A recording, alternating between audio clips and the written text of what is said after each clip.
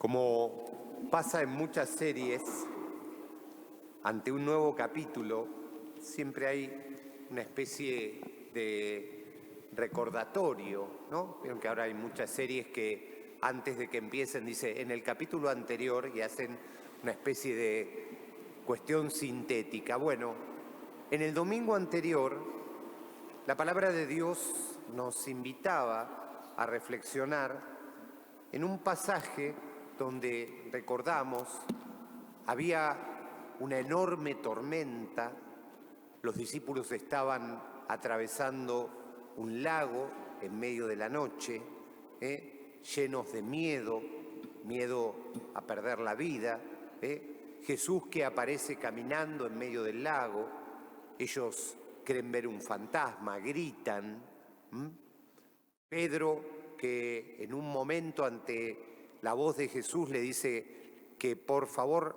lo haga ir caminando hacia él. Jesús que le dice, vení. Y en ese caminar de Pedro y ese miedo que empieza a sentir por las olas y el viento, empieza a hundirse. Y decíamos también que había en ese texto dos invocaciones que eran como fundantes de la primera liturgia de la comunidad cristiana. La gran invocación con la que terminaba, recordamos, el Evangelio, todos los discípulos ante la presencia de Jesús y reconociendo, tú eres verdaderamente el Hijo de Dios, un acto de fe. Ese acto de fe que hacemos todos cuando Jesús se nos presenta en el pan eucarístico y ante la palabra del ministro, este es el cuerpo de Cristo, también nosotros decimos amén. La segunda de las invocaciones que nos presentaba aquel texto de la tormenta estaba en boca de Pedro. Pedro, hundiéndose, gritaba, Señor, socórreme. Y hoy, en un contexto totalmente distinto, hay alguien que grita lo mismo. Jesús lleva a los discípulos como a un lugar al margen, ¿no? Hoy que tantas veces escuchamos como esto de ser iglesia en salida, uno dice, ¿qué querrá decir? ¿Que tenemos que salir todos? Bueno, iglesia en salida es esto que hizo Jesús hoy con los discípulos. Lo llevó a caminar, lo llevó a adentrarse en un lugar que no era un lugar grato, no eran bien recibidos. Lo llevó como a una frontera donde las cosas no son totalmente claras. Lo lleva a un lugar donde hay que lidiar con matices, como muchas veces nos pasa en la vida y en las circunstancias. Vaya si en los últimos décadas, los últimos años, quienes ya hemos pasado los 50, vaya si hemos tenido que reconocer infinidad de matices, cosas que ni se nos ocurrían o pensábamos desde niños, desde nuestras estructuras que no podían pasar. Y ante las situaciones más ambiguas, y vaya si vivimos en un mundo de ambigüedad, es muy difícil establecer criterios de aceptación o de exclusión. Es una gran tentación, ¿no? Porque es como que necesitamos todo eso y decir, alguna vez les dije, yo quedaba muy impresionado de un caricaturista español de la época de Franco, ¿no? Que pasada esa época había hecho un librito de viñetas que salían en un diario cuyo título era Al cielo iremos los de siempre. Entonces, justamente esto de ser de los de siempre es una enorme tentación. Y cuando ya no está claro quiénes son los de siempre y quiénes no son, es aún más grande la tentación. Por eso Jesús sitúa a los discípulos ante una realidad que es la del dolor y la del sufrimiento. Esa realidad donde de alguna manera la pertenencia religiosa parece pasar a un segundo plano, porque lo que hoy nos presenta el Evangelio es a una mujer, a una madre, sufriendo por su hija. Y entonces justamente esa persona, esa mujer, esa madre, puede ser amada por el Señor de la misma manera que el Señor ama a los que había elegido desde siempre. ¿Por qué digo esto? Porque esta mujer pertenece al pueblo cananeo, un pueblo que era enemigo acérrimo del pueblo de Israel. El pueblo cananeo desciende de un hombre que se llamaba Canaán, que era nieto de Noé, el del arca, y hijo de Cam. Y Canaán había sido maldecido por su actitud, por su traición, por su pecado contra Cam y contra Noé, contra su padre y contra su abuelo.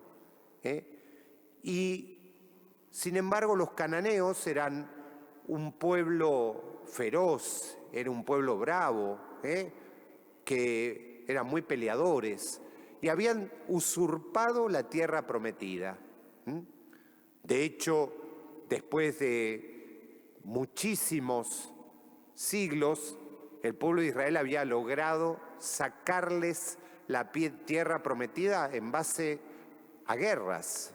Entonces imaginémonos todo esto en todo ese contexto. Jesús, los discípulos, la mujer cananea. La mujer cananea que es la primera, por así decirlo, que da el paso. Es la primera que tiene que hacer morir en su corazón todos sus prejuicios, todo aquello que seguramente le había sido enseñado de pequeña, de que el otro era el enemigo, de que el otro había que eliminarlo, todo eso. La mujer hace todo ese trayecto y todo ese camino desde un lugar que es desde el dolor. Es como que no puede permitir que ese dolor la resienta. Entonces necesita que ese dolor sea redimido. Y para que ese dolor sea redimido, grita. Le grita a Jesús: Señor, Hijo de David, ten piedad de mí. Es el primer grito. Ante ese grito y ante ese contexto, los discípulos optan por una solución rápida y superficial. Señor, atiéndela porque nos persigue con sus gritos. En ningún momento los discípulos se hacen cargo de qué decían esos gritos. Atiéndela porque nos persigue con sus gritos. Esto es, nos molesta.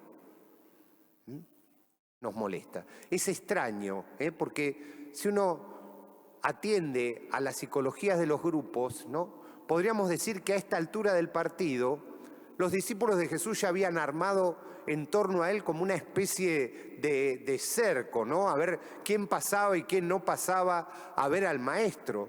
Entonces, insisto, ¿cuánto les molestaría a esta mujer para directamente decirle, hace algo, ¿no? Decirle algo para que se vaya. Y ahí aparece algo que muchas veces nos pasa en la vida, que es el silencio. Jesús hace silencio. Un silencio que no sabemos si fue de unos segundos, si fue un ratito, si caminaron un poquito más, pero seguramente ese silencio, como nos pasa en medio del dolor y del sufrimiento, cuando se hace el silencio de Dios, el silencio de los otros, el silencio del diagnóstico, el silencio de los médicos, es eterno, es eterno. Y en ese silencio, los discípulos que siguen esperando, en ese silencio nos dice que la mujer se postra ante Jesús y le dice exactamente las mismas palabras que le dijo Pedro al hundirse: Señor, socórreme. Señor, socórreme. Cuando Jesús escuchó esas palabras de Pedro, tendiéndole la mano, le dice: hombre de poca fe, ¿por qué dudaste? Se lo dice a Pedro, a la piedra sobre la cual iba a fundarse esa iglesia de la cual hoy nosotros somos parte. Hombre de poca fe, ¿por qué dudaste? Y sin embargo, en ese último diálogo como que Jesús se sigue haciendo cargo, por decirlo, de la historia, de la historia, cuando le dice: no está bien tomar el pan de los hijos para dárselo a los perros, dice el texto original, y la mujer, atendiendo a ese Señor, socórreme, le contesta de una manera que solamente pudo Dios haberla inspirado. Dios, el dolor y el sufrimiento. Pero insisto, un sufrimiento no hecho resentimiento, sino un sufrimiento hecho redención. Aún los perros, los cachorros comen de lo que cae de la mesa de sus dueños. Y ahí Jesús no le va a decir como a Pedro: mujer, qué poca es tu fe. No, le dice: qué grande es tu fe. Y ahí estamos nosotros. Ahí estamos nosotros, en medio de la tormenta, en medio de los sufrimientos, en medio de todo aquello que nos divide, en medio de este día en que queremos celebrar al futuro, porque celebrar a los niños es celebrar el futuro. Y la mejor celebración que podemos hacer para ellos no son ni juguetes, ni regalos, ni golosinas, sino futuro, posibilidad, una patria de hermanos, un lugar donde me quiero quedar, un lugar donde quiero estar, donde quiero ser feliz, donde quiero justamente echar raíz y echar rama y echar fruto. Entonces, desde ahí, este texto hermosísimo, profundo, nos vuelve a poner a todos nosotros en medio de nuestras tormentas, en medio de nuestras dificultades, en medio de nuestros sufrimientos,